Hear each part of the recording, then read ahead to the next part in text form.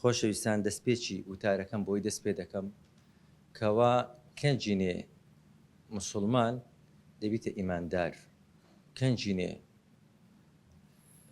یەکێک کە مسلمان دەبیتن تاوکو دەبیتە ئیماندار پێویستی بە دوو شتی دەبیتن. یەکەمینیان پێویستی بە زەمەنی هەیە، دووەمینیان پێویستی بە معلومەی هەیە. معلومە چ وەربگریتن هەتاوەکو لە مسلمانەتی ببیتە مؤمن. و مؤمن مطلوبە لە بۆمە، چونکە خوای گەورە دەفەرمێ یا ئەیوهەلەذینە ئامەنوو ئامینوو، یعنی بەس ئیمان بینی کافی نییە، چونکە خوای گەورە دەفەرمێتن یا ئەیوهەلەذینە ئامەنوو ئامینوو.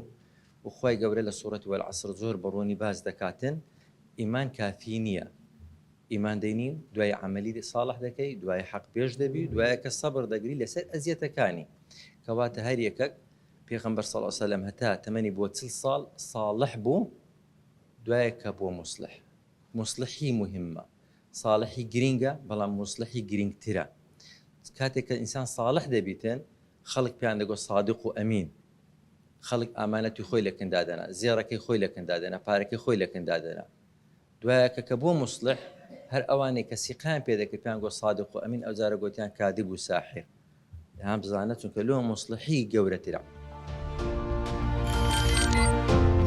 میهرەبانی، دڵسۆزی و لێزانی.